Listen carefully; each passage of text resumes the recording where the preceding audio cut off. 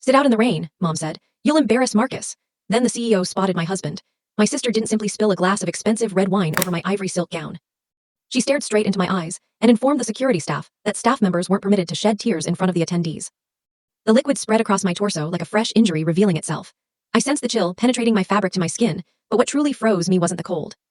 It was my mother's expression reflected in the glass door behind Chloe. She witnessed it all. She observed her younger daughter being degraded at her older daughter's wedding reception, and then she simply turned and returned to the champagne table. My fingers began trembling, not from shame, but from fury.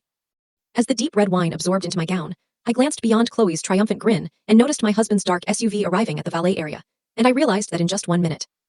My family's whole existence was about to collapse completely, not due to him, but because of me.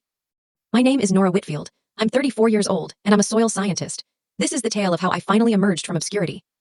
Throughout much of my life, I've been the overlooked daughter, the one who lingered in the shadows while my elder sister Chloe captured every bit of my parents' focus, as if it was her rightful due. I pass my days in laboratories and plant nurseries, working out ways to nourish a world that's depleting its resources. It's peaceful work, modest work.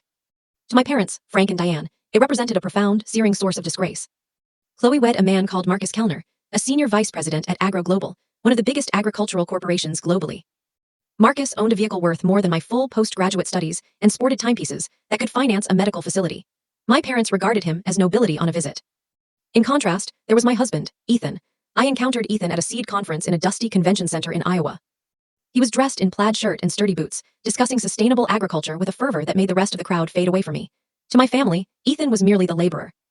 When I initially introduced him home 3 years back, my mother didn't even suggest he take a seat. She inquired if he'd remembered to clean the dirt off his boots before entering on her carpet. What my family remained unaware of, what I'd intentionally kept secret from them, was that Ethan didn't merely labor on. This shorts can't handle this full story. Click the link in the description. See full story. You need to watch this.